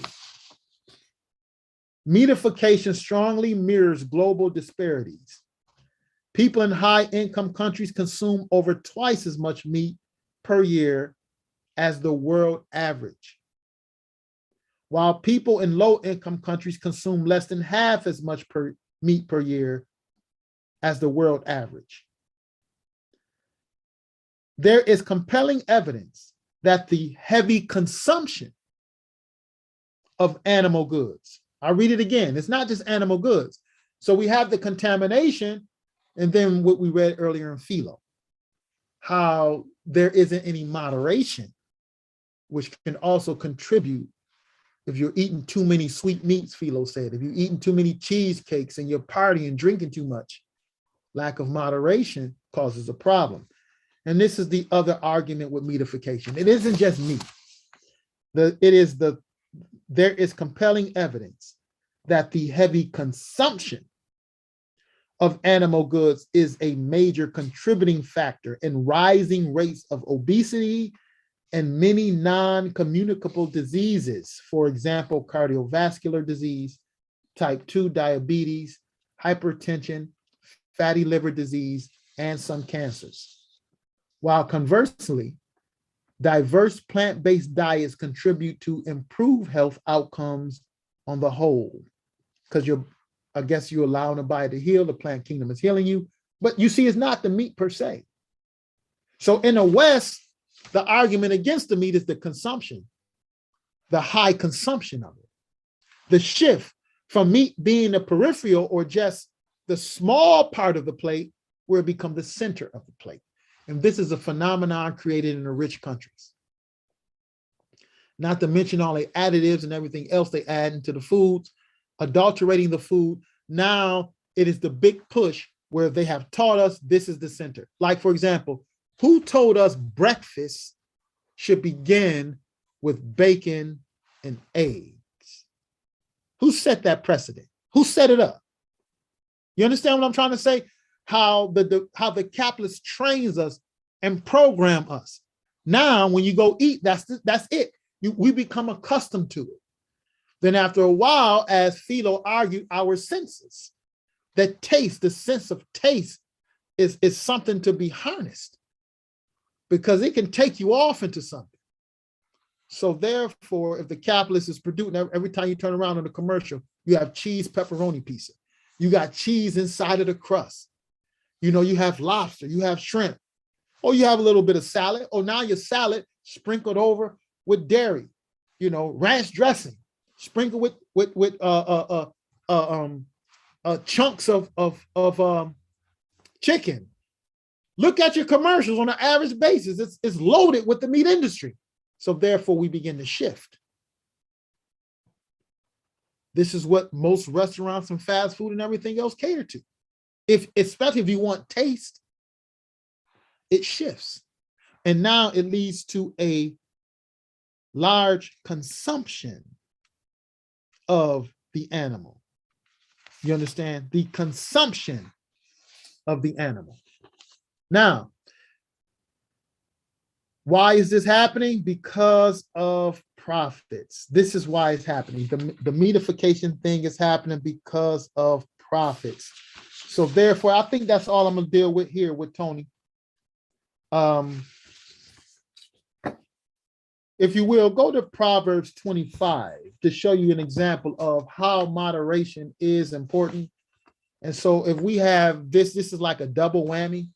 If we have contaminated foods, like Ezekiel said, and now we're looking at the feed of the cow, they eating everything but grass. And then you couple that with a lack of moderation and the shift, and we're being programmed to put meat on the center of the plate. And it has been shown, the compelling evidence, that the heavy consumption of animal goods is a major contributing factor of the rising rates of obesity and non-communicable diseases. So you see, they're not arguing in this scientific analysis, they're not arguing it's the meat per se, it is the evidence of heavy consumption. You know, so a couple of families could eat a lamb. You know, it's not like the Levites who who ate the breast and all that they ate it they by themselves, they feeding the family. You probably just got a little small portion, or they'll probably stew it. They stew the meat. That's my wife used to say when we were looking at this, and she would share knowledge with me. No, they would take, that's what people in second and third world countries, they'd take meat for the flavoring, and it'll break up in a stew, or they have it with their rice and beans. They not eating no damn whole boiler chicken by themselves. I know about that. I know all about that. And I'm not gonna pretend and tell you I didn't do that. That's it. That's how it was done. Meat was the center of the plate. And then I decided to do another experiment. And through the grace of God, it will be, and it is successful. Nevertheless, I know that, yeah, if you understand moderation, if you could find some foods that's decent, you have the liberty, because the Bible says you can have. But we don't want to go too far. Now, this is not even meat. And I want to show you this here, what he said in Proverbs chapter 25. What do verse 16 say? Yes, sir. And it reads, "Hast thou found honey? Eat so much as is sufficient for thee, lest thou be filled therewith and vomited." Wait a minute. You eat too much honey, you mess around and throw it up. You understand? What is this text teaching us? Moderation. Moderation. So if you eating too much honey, it can upset your stomach. Could you imagine what's going to happen when your taste is given to a bunch of foods that is contaminated? Now I believe that we are scientifically addressing, whether you accept our answer or not, I believe that we're answering this question. I believe that we're answering this question honestly. And therefore, we're answering this question. We don't even have to do, and we still standing on the Bible. We're still standing on the Bible. Now, it was something else, I think, just to open up this session, we're going to go into our little discussion room if we want to discuss some things before we close on YouTube. I think I want that,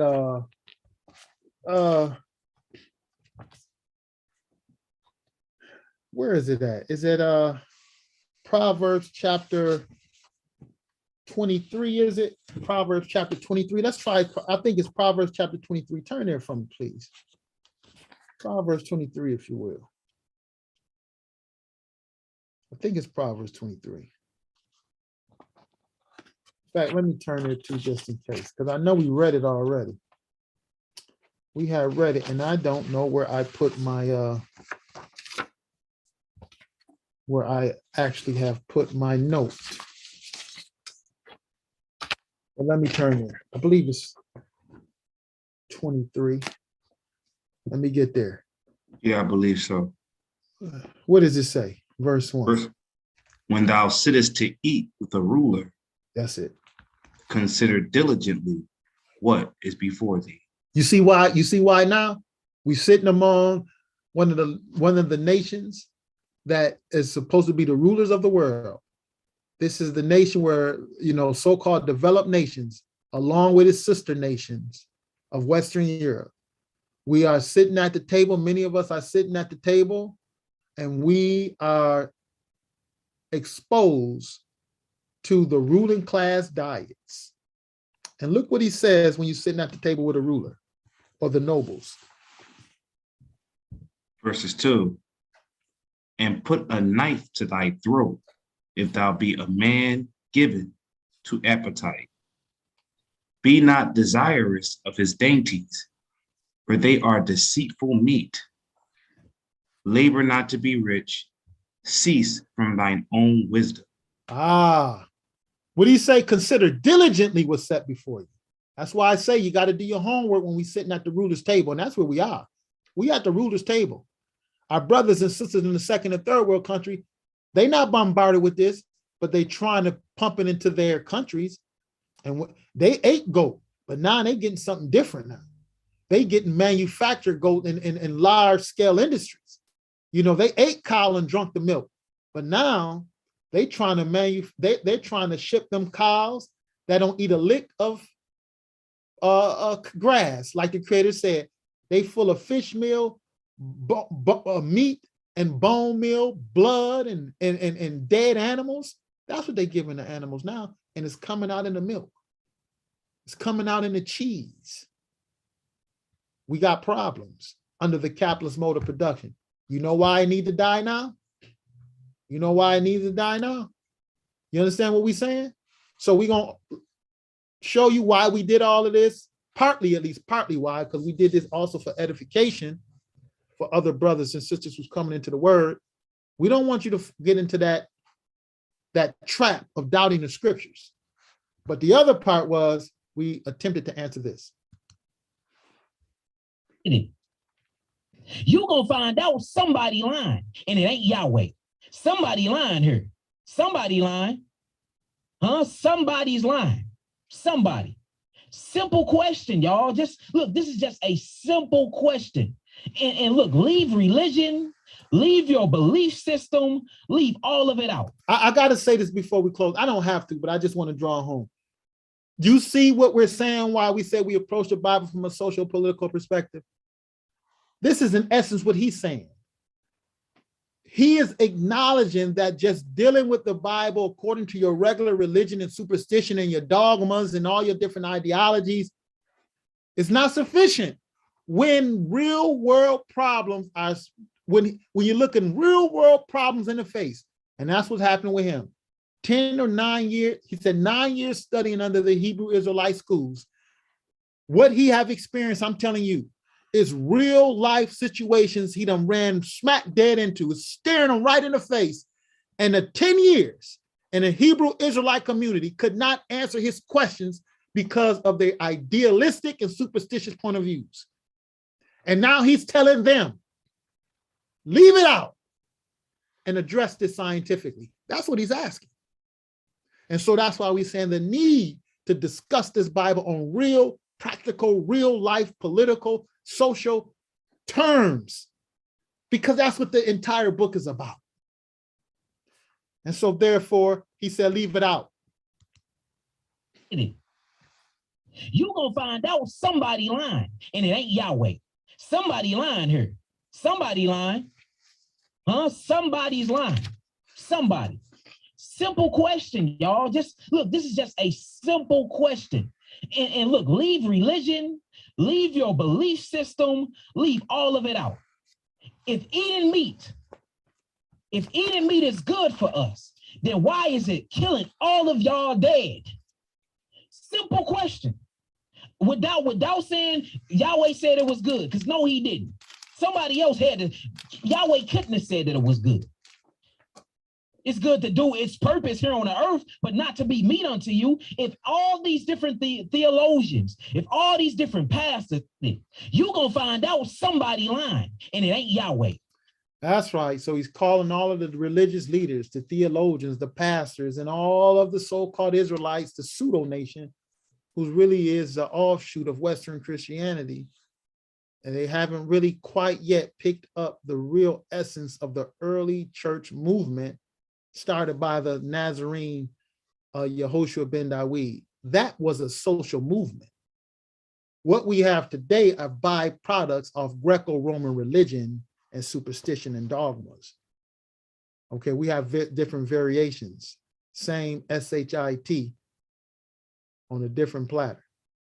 So with that, we're going to close. If anyone interested in more in some of our teachings and discussions, feel free. We'll have a link in the description box soon, God willing. And again, I'm Brother Judah.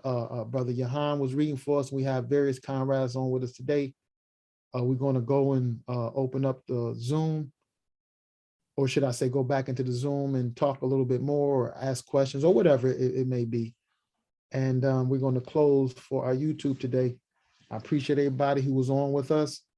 Most High willing, we will come back again with more teachings. But brothers and sisters who sincerely searching, don't doubt the Bible. It's on point. The problem is right now, and it has been for a long time, the educators and so-called people who call themselves Bible teachers, the elders said, what all you're getting and what all they're getting, they better get understanding, because you have all these guys running out wanting to be teachers. And at the end of the day, if they start to lead the people astray, and which many have, as he said, coming in his name, deceiving a lot of people, it's going to be problems. So I know it's a lot of voices out there, and we one of many other voices. And I'm not telling you that we have the truth. You got to listen to us. I'm simply presenting a perspective.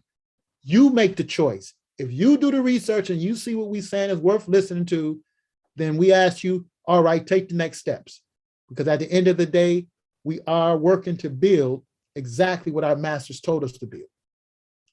All right. And this building and us partaking in this building that have started with the apostles and prophets, our goal is to inhabit the kingdom forever. So if you're interested in some of the things we're dealing with and teaching, feel free. And it's free.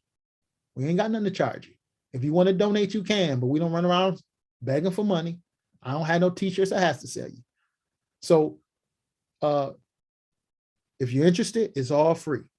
Do we sell t-shirts and hats? Well, not hats, sweatshirts? Yes, we do. And guess what?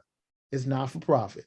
All of the wealth of whatever we ever had goes right back into the school and is not enriching none of the teachers. And I pray to God we never in a position where we, and never even feel we are in a position where we feel that we have to exploit and take from the people. Okay. So all that to say is that what we offering is free. If you want more information, guess what? You ain't losing none of your hard-earned wealth. You can walk away if you don't agree. So at the end of the day, I'll say peace and blessings to all of the brothers and sisters who are sincerely searching, and most high willing, we will be back again with more teachings.